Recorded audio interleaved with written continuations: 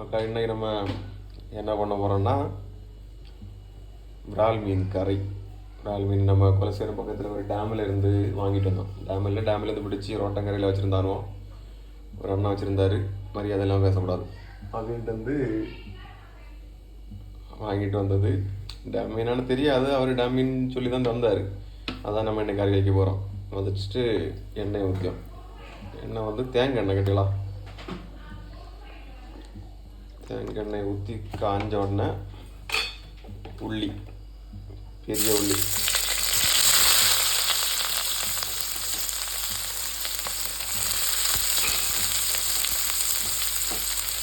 பெரிய உள்ளி போட்டு வதக்கும்.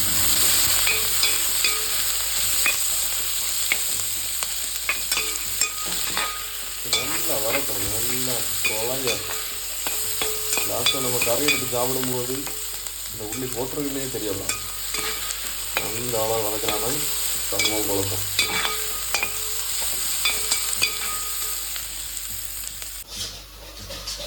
உள்ளி வதக்கினவர்கள் கொஞ்சம் இஞ்சியும் பூண்டும் அரைச்சது அதையும் போட்டு வதக்கணும்.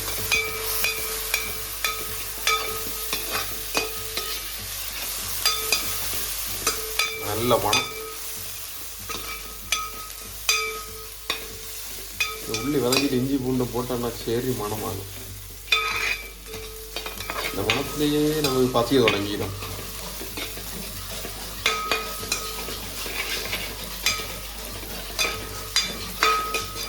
இஞ்சி அடிபிடிக்குதுன்னு நினைக்கும் போதே நம்ம தோணத்தில் தக்காளி வாரி போட்டுறோம்.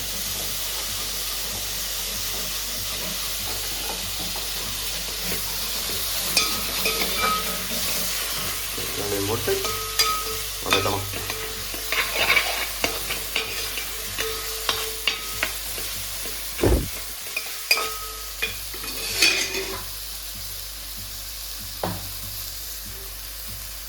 தக்காளி வதங்கு கொஞ்சம் உப்பு,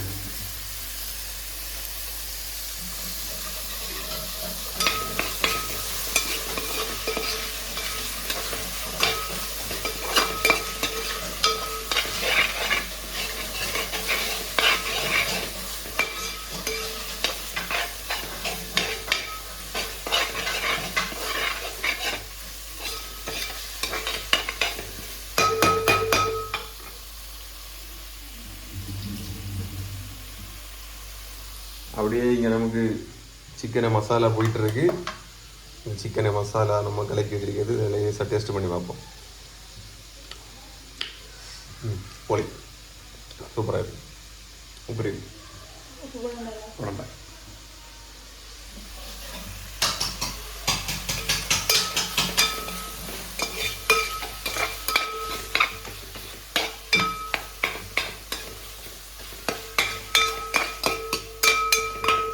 வதங்கிட்டு நமக்கு அடுத்தது பொடியெல்லாம் போட்டுக்குள்ள டைம் வந்தாச்சு. அப்போ நம்ம இந்த உள்ளி தக்காளி எல்லாம் ஒதுக்கி வச்சோன்னா நடுவில் கொஞ்சம் எண்ணெய் வரும். அதில் இந்த மசாலா எல்லாம் மிளகு பொடி, மல்லிப்பொடி, குருமிளகு பொடி, மஞ்சள் பொடி இதெல்லாம் போட்டு இந்த எண்ணெயில் போட்டு ஒரு கிண்டு. அப்போ நல்ல கலர் வரும் கட்டியெல்லாம். அதுக்கு தான் இப்படி செய்யுது.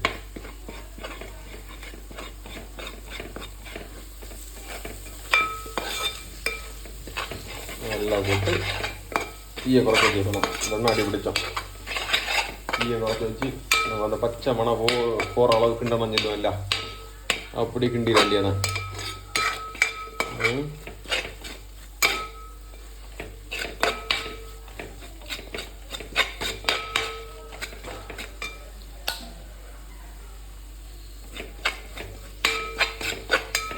எனக்கு தெரியும் கலரை பார்த்தே இல்லை, அந்த கலர் வந்துடும்.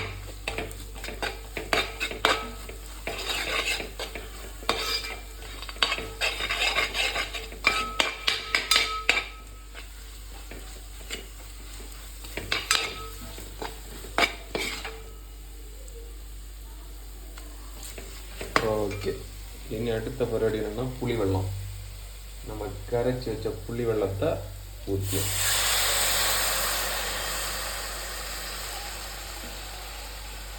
இந்த மீனெல்லாம் இந்த குளத்து மீன், அத்து மீன் இதோடக்கெல்லாம் கொஞ்சம் புளி இருந்தால் தான் பொளிக்கும்.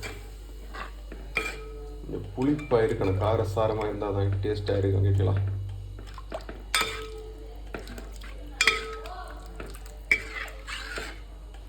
ஆஹா, கொஞ்சம் உப்பு போடுமா? உப்பு போட்டு தீயை குட்டி வச்சு கொதிக்க விட்ற வேண்டியதான். அதுக்கு அடுத்தது நம்ம கொஞ்சம் தண்ணியை ஊற்றினா என்ன, மீன் வேக கொஞ்சம் தண்ணியை ஊற்றி இப்படி நல்லா கொதிச்சணும், வெட்டி திளைச்சணும். வெட்டி திளைச்சதில் மீன் இறக்கியும். மீன் நம்ம இந்த சட்டியில் தான் கறி வைக்கலான்னு இருந்தோம், நடக்காது, தேவையா அந்த சட்டி. அதுக்கு நம்ம இதில் மாறிட்டோம். இனி அந்த மீனை கொஞ்சம் கொஞ்சமாக இறக்கும். மீனுக்கு தலை அடி உள்ள போட்டுற வேண்டியதான்.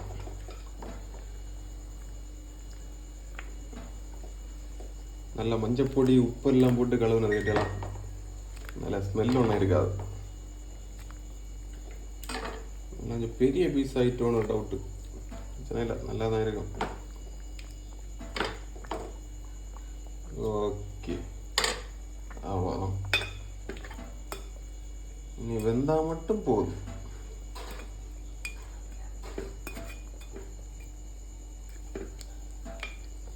இனி இது வேகும் போதே கொஞ்சம் கறிவேப்பிலையும் போட்டு வேக வைக்கணும், அப்போ தான் அந்த மனம் பொழிக்கும். சரிங்களா? முதல்ல கறிவேப்பிலை பொடியதோட இந்த மீன் வேகும்போது கறிவேப்பிலை போட்டால் அது டேஸ்ட்டு வித்தியாசமாக தான் இருக்கும். இந்த மனம் சூப்பராக இருக்கும். நம்ம இந்த மூடியை திறக்கும் போது ஒரு மனம் வரும், அதுலேயே பாதி பசி போயிடும், வயிறு வந்துடும், அவ்வளோ டேஸ்ட்டாக இருக்கும். இப்படி அடத்து பொடியதோட கம்போட போடணும், அப்போ இன்னும் மணக்கும். இனி மூடி வச்சிருவோமா? மூடி எடுங்க மேடம்.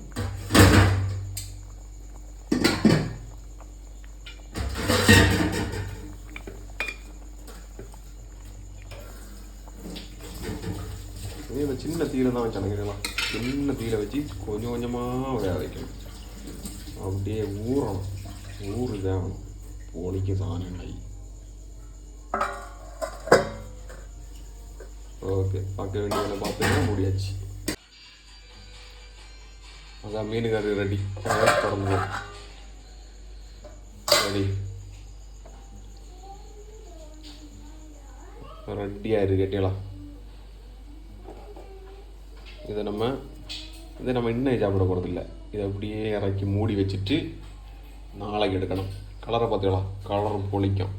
இன்னும் நம்ம இதை சும்மா ஒரு மீன் மட்டும் எடுத்து டேஸ்ட் பண்ணி பார்ப்போமா? எடுத்துட்டோமா? எது கூடனா காலையில் உள்ள இடியப்பம் இருக்கு, அது கூட கொஞ்சம் கறி அப்படின்னு பார்ப்போம். மனம் பொளிக்குது.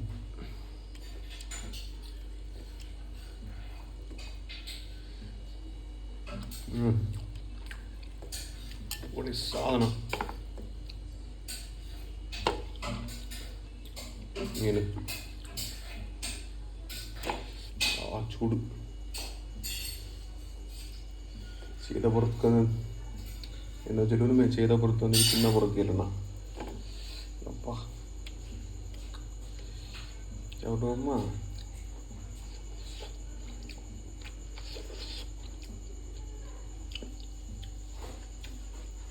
പൊളി സാധനം കിട്ടല ക്ഷമ.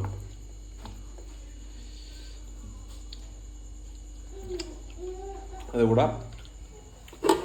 சிக்கன் பிரட்டி இருக்கு, நைப்போலி தான்.